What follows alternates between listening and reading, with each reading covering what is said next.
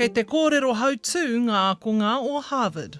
I had a whole lot of value going to that kura, and what made it a success was that we had people from all over the world coming together and sharing and connecting around particular kaupapa. I muri te pānui kia aukati te namo ngā tauira no tāwāhi. Part of the problem with Harvard is that there are about 31%, almost 31% of foreigners coming to Harvard. We give them billions of dollars, which is ridiculous. We've got young people over there at the moment. We've got young Māori tauira over there who are attending college, so that means they'll be in their early 20s or even still in their teens. There's at least 3 that I know of that probably are just feeling really scared. Kei te whakahē te whare wānanga o Harvard I te kāwanatanga o Amerika, whaimuri ngā whakatau a te kāwanatanga o Trump ki te aukati I te whakaurunga o ngā tauira no tāwāhi ki Harvard. Now, a lot of the foreign students we wouldn't have a problem with. I'm not going to have a problem with foreign students, but it shouldn't be 31%. It's too much because we have Americans that want to go there and to other places, and they can't go there. We want a list of those foreign students, and we'll find out whether or not they're okay. Many will be okay, I assume, and I assume with Harvard, many will be bad. I haere te tauira ngai Tahu a Jessica Smith ki te whare wānanga o Harvard I te taurua manorua te kau, hei tauira pakihi ahu whenua. E ai ki aia he wheako tū matarau te tū honohono I ngā tāngata no ngā hau e whā. I was really fortunate to participate in a program that was over 60 years old, and that every year over 200 people from across the world came and participated in a business program that I was a part of. I'm not aware of any significant risks that that particular program has had by bringing over 200 senior level people from different parts of the world.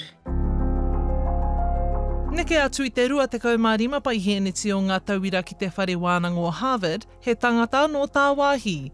E ai ki tēnei kaikau e tohu pairua roia a hori ana Irwin East Hope, ko tētahi o ngā mea pai o te whare wānanga nei, ko te motu hake o ia tangata. I was fortunate enough to attend Harvard Law School in 2013-2014, and one of the attractions was its independence. You know, the fact you can go to these institutions and speak freely and respectfully about particular things, and that's all seen in the round of learning and seeking to understand each other better.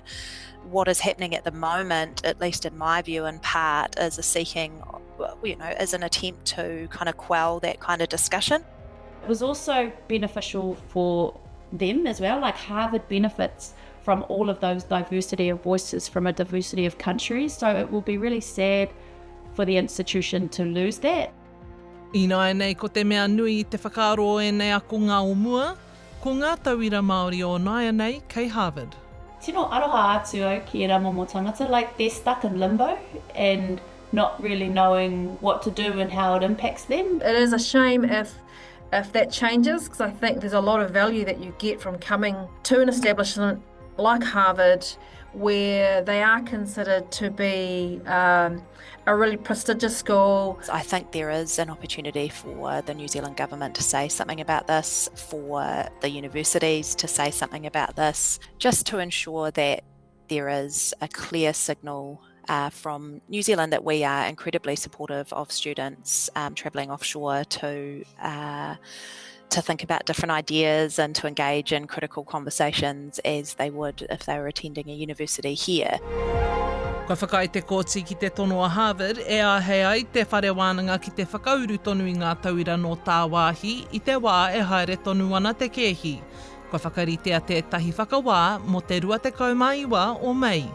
Hora Kairangi Nicholas, Tahu News.